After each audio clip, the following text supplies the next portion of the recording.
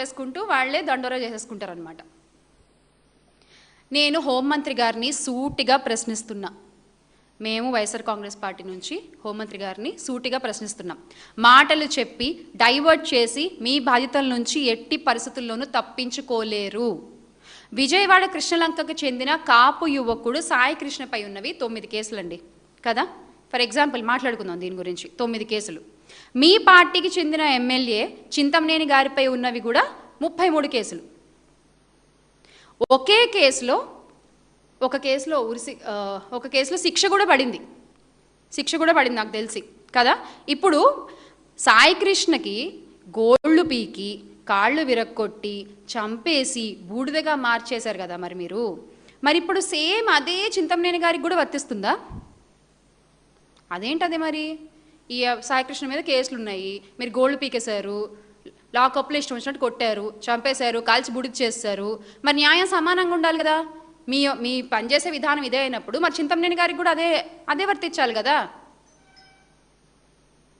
దీని మీద మీరు ఏం సమాధానం చెప్తారు? మీరు ఇలాగే చింతమనేని గారి విషయంలో కూడా చేయగలరా? హోంమంత్రి అనిత గారు, మీ దగ్గర ఆన్సర్ ఉందా? మీ పోలీసులు అందరి విషయాల్లో ఒకే న్యాయం చేయరా? మళ్ళీ ఇక్కడ కూడా మన వాళ్ళకు ఒకలాగా, పక్క వాళ్ళకు ఒకలాగా, పాపం ఏమీ తెలియని అభాగ్యులకు ఒకలాగా న్యాయం జరుగుతుందా మీ కూటమి ప్రభుత్వంలో? చెప్పేయండి. పోనీ అదన్నా చెప్పండి బయటకు వచ్చి. మొన్న ఏదో అడుగుతున్నారు కదా, పాపం గంజాయి కేసులో సీనియర్ స్మగ్లర్ని పట్టుకున్నాం కదా అంటే, చెన్నై పోలీసులు కదా మేడం పట్టుకుంది అంటే, మాకు కూడా క్రెడిట్ ఇవ్వండి అని అడుగుతున్నారు కదా మీరు. క్రెడిట్ చోరీ అలవాటే కదా మీకు. అలాగే ఇది కూడా అవన్నీ బయటకు వచ్చి చెప్తున్నప్పుడు ఇది కూడా బయటకు వచ్చి చెప్పండి. మేము మా వాళ్ళకి ఒకలాగా, బయట వాళ్ళకి ఒకలాగా న్యాయం చేస్తాము, మా పోలీసులు మాకు ఒకలాగా, పక్క వాళ్ళకి ఒకలాగా పనిచేస్తారు అని మాట్లాడండి. తెలుసుకుంటాం మేము కూడా. 10 రోజులుగా చిన్నారి ఎక్కడుందో తెలియకపోతే స్పందించని మన కూటమి హోంమంత్రి గారు, విజయవాడలో యువకుడు లాకప్ డెత్ అయితే స్పందించని హోంమంత్రి గారు, దెందులూరు టీడీపీ ఎమ్మెల్యే ఇంటికెళ్ళి అంతు చూస్తా అంటూ మాట్లాడి ప్రగల్భాలు పలికితే స్పందించని హోంమంత్రి గారు, ఇదే కూటమి హోంమంత్రి గారు మేకప్ మీద మాత్రం భలే స్పందించారండి. మేకప్ మీద మాత్రం భలే స్పందించారు. మాజీ మంత్రి మాట్లాడారు, నన్ను ఏదో అనేశారు అంటూ గగ్గోలు పెట్టేస్తున్నారు అసలు మొత్తం అందరూ బయటకు వచ్చి. ఎంత దారుణం అంటే ఈ కూటమి ప్రభుత్వంలో మేకప్కున్న విలువ మనుషులకు లేదండి. మేకప్కున్న విలువ మనుషులకు లేదు. అలా ఉంది పరిస్థితి ఈ రోజున రాష్ట్రంలో. డ్రగ్స్ కేసులో పట్టుబడ్డ మీ ఎంపీ నాలుకను మీ న్యాయం ప్రకారమే కత్తిరించాలా వద్దా? అదెందుకు మర్చిపోయారు మీరు? మీకు గుర్తులేదా? మేము గుర్తు చేస్తున్నాం. పోనీ ఇప్పుడు దీని మీద మీరు ఏం యాక్షన్ తీసుకుంటారు? మీ మంత్రి సంధ్యారాణి గారి పిఏ ఉన్నారు కదా, మరి ఆ పిఏ కూడా మరి సాయికృష్ణ లాగానే చర్యలు తీసుకోవాలి కదా. దాని మీద మీ సమాధానం ఏంటి?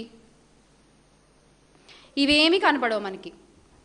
ఆడపిల్లల్ని రేప్ చేసి లోబర్చుకుని మోసం చేసిన మన ఎమ్మెల్యే అరవ శ్రీధర్ గారు, మీ కూటమి ఎమ్మెల్యే, ఆయన ఉన్నారు కదా, మరి ఆయన్ని ఏం చేద్దాం? ఆయన్ని మాత్రం ఢిల్లీ మీటింగ్లకు తీసుకెళ్తారు, ఈయనకు మాత్రం 4 కోసేసి గోల్డ్ పీకేసి చంపేసి బుడి చేసేస్తారు. మళ్ళీ ఏమన్నా అంటే అమ్మో నా మేకప్ గురించి మాట్లాడేశారు అని బయటకు వచ్చి గగ్గులు పెడతారు.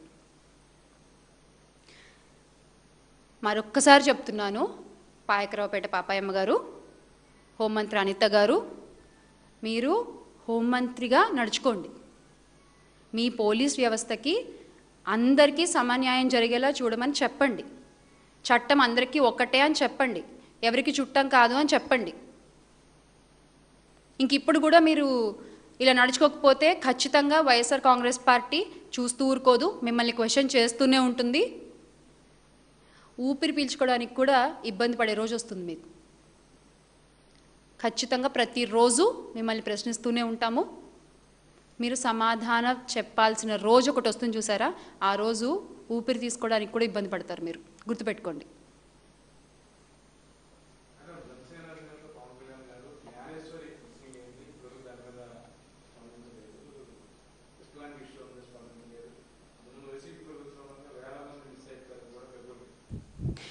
అదే ఆయన మాటలు ఎలా ఉంటాయంటే, సుగాలి ప్రీతి తల్లి ఆవేదన చూసి నేను రాజకీయాల్లోకి వచ్చాను అని అంటారు కదా. ఇప్పుడు సాయికృష్ణ తల్లి ఆవేదన చూసి వెళ్ళిపోతారు రాజకీయాల్లోంచి? ఆయన చెప్పే మాటలు దేనికి క్రెడిబిలిటీ ఉండదు. కాసేపు తెలంగాణ అంటారు, కాసేపు ఢిల్లీ అంటారు. నిజంగా రాష్ట్ర పరువుని పక్క రాష్ట్రాల్లో తీస్తుంది మన ఉప ముఖ్యమంత్రి గారు పీపీపీ గారే. 32,000 మంది అమ్మాయిలు మిస్సింగ్ అని ఆ రోజు నుంచి మన రాష్ట్ర మహిళల గురించి అబద్ధాలు ఎలా అయితే మాట్లాడారో ఈ రోజుకి మన రాష్ట్ర మహిళలకి సరైన భద్రత కల్పించలేకుండా, ఆయన ఇచ్చిన వాగ్దానాలు నిలబెట్టుకోలేకుండా, ఈ రోజుకి కూడా మహిళల్ని కించపరుస్తూ, మహిళల్ని మోసం చేస్తూ, మహిళల్ని వాడుకుని ఆయన రాజకీయాలు చేయాలనుకుంటున్నారు. అది ఇక ముందు జరగబోదు. Thank you.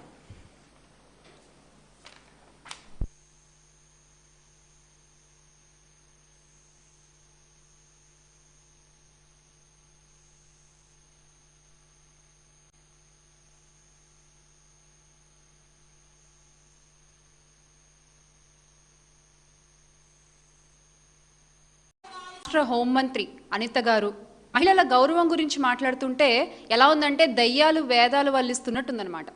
దయ్యాలు వేదాలు వల్లిస్తున్నట్టుంది. అసలు గత 2 ఏళ్లుగా తీసుకుంటే ఎవరు మహిళల గురించి అనుచిత వ్యాఖ్యలు చేశారు? మహిళా నాయకుల కుటుంబాలపై బురద జల్లుతూ మాట్లాడారు. ఎవరు మాజీ మంత్రి కూతురు గురించి ఇష్టం వచ్చినట్టుగా మాట్లాడారు. ఎలా మీరు మండలిలో మా ఎమ్మెల్సీని సంబోధించారు. ఇవన్నీ కూడా గనక రికార్డ్ ఒకసారి చూస్తే ఎవరు మహిళలకి గౌరవం ఇవ్వట్లేదు అన్న విషయం అందరికీ అర్థమవుతుంది.